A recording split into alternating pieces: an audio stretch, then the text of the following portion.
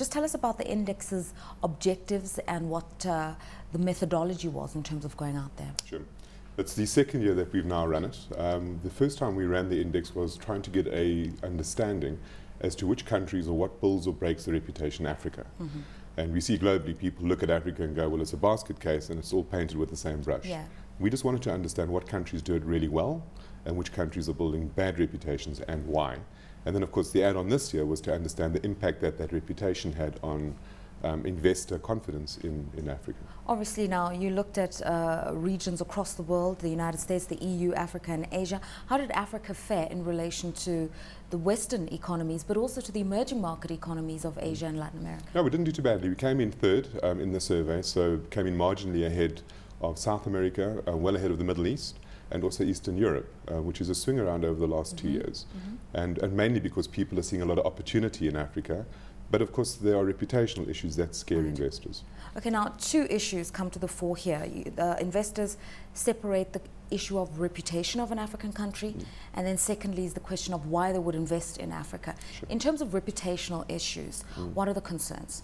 It's the normal set. The key one at the top there is political stability. No one's going to go into a country where there's a concern that the politics are going to fall apart.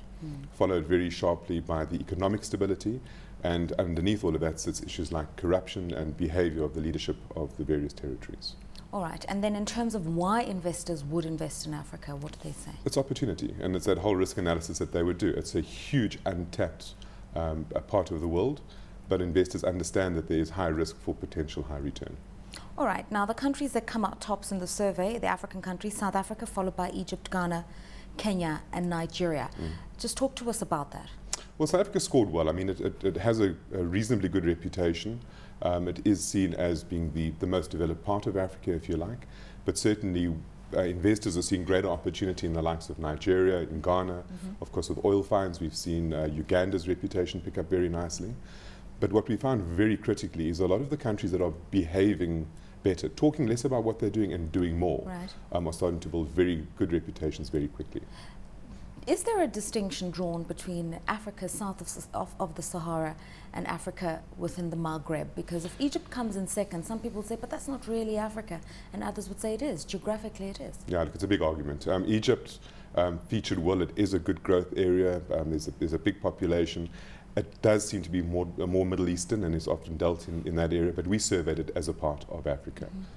So no, there was no distinction, but there clearly is a distinction. Okay, now corruption seems to be one of those perennial issues that concerns investors coming into Africa, especially at a public sector level, and I think it also speaks very closely to issues of behavior and leadership factors in terms of how do you manage it, what are legal systems like in Africa, accountability, compensation if your business is caught up in any form of unwitting public sector corruption. How are those issues addressed? Yeah, absolutely. Regulation itself came up very high on the scorecard as well. You know, investors and anybody as a tourist or anything want to understand, again, they're going to a stable economic and political environment. But if you're going to invest money long term and bring in FDI, you need to understand that regulation is going to support you and that it's effective. Africa has generally a bad reputation for corruption. And this reputation continually gets built. And it's something that is creeping into the South African scorecard very heavily now. And that's a major concern. Okay, now countries like Nigeria and Kenya coming to the fore, and that's interesting. And Craig, I want to bring you into this one because a Goldman Sachs study done around 2003, 2004 identified the next 11 emerging market economies to focus on. And interestingly, in the next 11 emerging market economies are countries like Mexico, Indonesia, Turkey, Nigeria and Egypt. South Africa is not there. There is a feeling the world over that with structural impediments dealt with in Nigeria, that is actually the leading economy in Africa. Yes, I think a lot of those economies, and we even look at the likes of Angola, coming off a very low base for a start, so their potential to show big growth numbers is quite high. But if you get rid of some of those impediments, you can improve growth, and that's always been one of the criticism of the local economies is the around labour and all those structural rigidities, and that's really what's stopping us from growing at 5, 6, 7, even more %.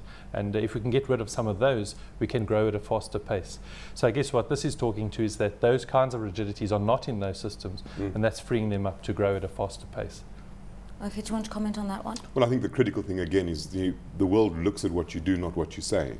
And we need to see actual movement taking place on things like infrastructure, on corruption, properly being dealt with, and out of that, reputation will follow and investment will Let's come. talk about infrastructure, because within various fora it keeps on coming up as the biggest impediment to doing business in Africa. It adds to the cost of business by 40%. Now, lots of pledges made at an AU level, at a COMESA level, at a SADC level for governments to invest in infrastructure.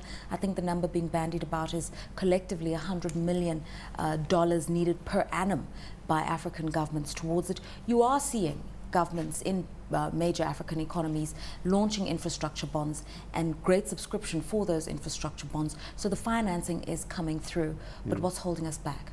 Well, we're seeing some interesting movement, for an example, in Nigeria at the moment. And this is a personal experience. We have an office in Lagos. And in the last 5 years, a lot of the banks and private companies have got involved in developing base infrastructure, like just doing the roads in the banking areas. And that alone has made a significant change in how you can travel around parts of, for an example, Victoria Island. So if there's areas where the state is talking and budgeting but not actually delivering the infrastructural investment that it should, we're now seeing the private sector getting involved and saying we've got to do it because it's good for our economy and it's good for our business. And that's interesting that it's being challenged from that angle. All right, and just finally, those who've invested in Africa often lament the turnaround time for registering a business, setting up the basic office infrastructure, and then beginning to be operational. In countries like Angola, it could take up to as much as a year just to register a business, and by World Bank indices, that's a huge, huge impediment. In terms of access to information about investing in Africa, getting yourself up and running, how is that affecting people's attractiveness to hugely so. And I mean, people want access to that information very quickly and then to go through the process of actually getting your business established.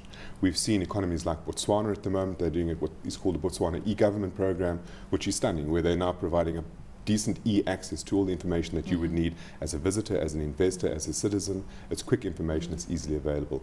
Of course, in most of the economies, the bottleneck sits in the bureaucracy of getting that approved and then running from there. Okay, attractions to investing in Africa from your experiences? Well, I think there's just such huge potential. There's so much untapped, land, people, resources that you can put to work. So I think the returns are there. It's just you have to take on that little bit more risk at the moment. Yeah.